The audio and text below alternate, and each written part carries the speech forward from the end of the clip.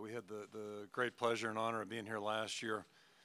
It was our first experience for a bowl game in the desert, and just had a fantastic experience. And we're extremely excited because of that to come back here, and this has been even better than a year ago. So the hospitality has been absolutely fantastic. We're very appreciative of that, and very appreciative of being selected to play in this game. And you know, we've had a lot of work to do and a lot of work to do still because we play an outstanding opponent in Oklahoma. So we're eager to get to the game tomorrow night and play an outstanding team. And you know, certainly it's going to be a great challenge for us, but one we're looking forward to.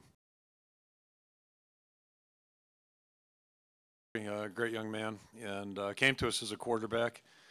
And back in the fall of '08, when Ricky Stanzi, I guess somewhere in September, end of September, it looked like Ricky was emerging as our #1 guy. Marvin came to us and expressed an interest in moving. He wanted to get on the field for obvious reasons, and so that year was kind of a wash, if you will. He was out there playing, but just kind of running around, really didn't know what to do. And his biggest challenge was running more than 4 straight plays. You know, quarterbacks don't do much, and you know, he wasn't in that conditioning mode. But with each step along the way, he's done a great job. Eric Campbell's worked with him. Our receivers coach has done a nice job. But most importantly, Marvin's put the work in.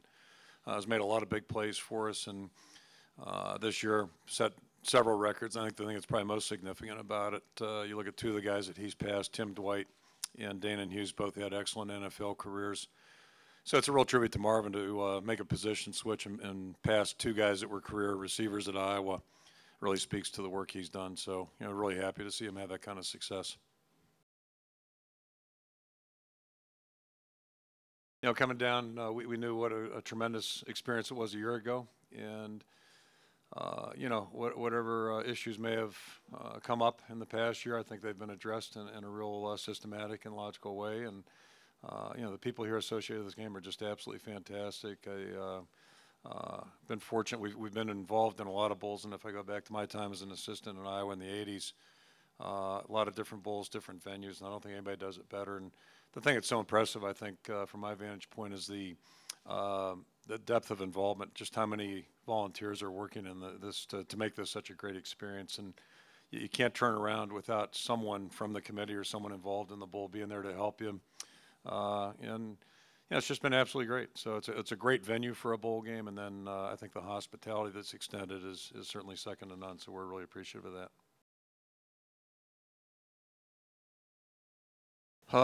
That's a tough one. You know, there are a lot of tough things that are tough to simulate, and that's something very unique to Oklahoma, and it's been very successful for them. So you know, we're going to do our best there. We certainly don't have a quarterback that looks like that. We don't have many tight ends or linebackers that look like that either. And then the other thing, obviously, that Oklahoma, besides having good players, they're very well coached, but the pace that they play at offensively, it's another tough thing. It's really tough thing to simulate and tough thing to defend once you get out on the field.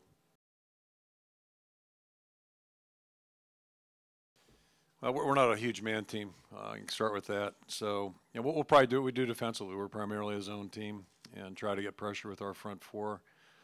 Like any game, you're going to try to mix some things in there, but the bottom line is we're going to have to really play good team defense because they've got some outstanding players out, but they've got a lot of outstanding players still on their team that are going to be out there playing. And you know, when you look at them offensively, the pace of their offense is very unique. And then Landry Jones, it's amazing the parallels between last year's game. You know, we played Gabbert from Missouri, who was 10th pick in the draft, and a tremendous thrower. We really had great respect for him coming in, and more so even now.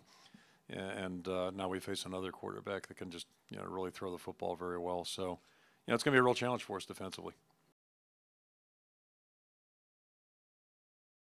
Bob was a skinny free safety when I got there in '81. And it was interesting because I came from the University of Pittsburgh. It was my first exposure to major college football. We had a really excellent team in 1980. I think we had 11 seniors drafted. 3 of them were first-round players. Russ Grimm was one of the guys, a local name here for everybody, that wasn't a first-rounder and obviously should have been Hall of Fame player. So we had a great football team, a very talented football team, and I went to Iowa, and it looked a little different than what we had in Pittsburgh. And that was only my second year in major college football. But what I learned, we had Andre Tippett, who was probably the most notable team player on that team. Ron Hallstrom, those 2 guys went on and had great careers in the NFL.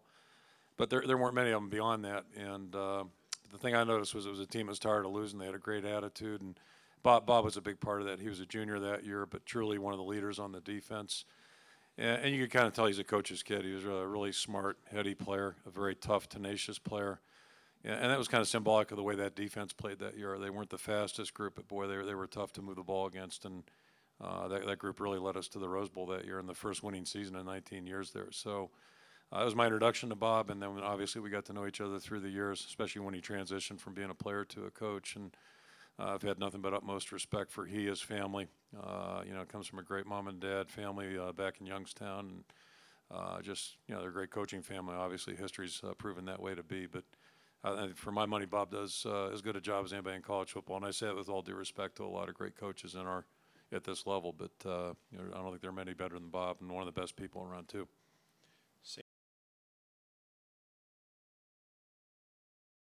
Yeah. I mean, if you look at our statistics, Marcus had 281 carries this year. Next guy is 18. So, psychologically, we got an advantage. Oklahoma's trying to figure out, who our guys are and then where are they, where they get their 18 carries or 12 carries, wherever it may be.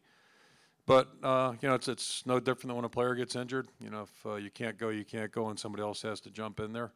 And the other part of that equation is everybody else has to carry a little bit more responsibility. So that's been our attitude. And go back to our first bowl, Liddell Betts, who had a nice NFL career, wasn't able to go against Texas Tech, and Aaron Greving jumped in, got 115 yards, 120 yards, whatever it may have been, was the MVP. And it's football. You just got to play on, and we'll try to be smart about how we approach things and handle things. But we don't plan on surrendering. We're going to show up and play the game.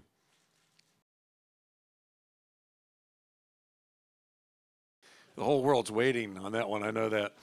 I said jokingly anybody can play, but that's probably what's going to be. It'll be a committee effort, and we'll have a role for Brad Rogers. We'll have a role for Canzeri, for Bullock, and Jason White. So I think I envision all four of those guys playing, and that's we'll go with all four of those guys. They'll do a good job. They'll do a good job. As long as we get those young guys out of the locker room, they may be a little nervous, but we'll get them out of the locker room, get them started. They'll be fine.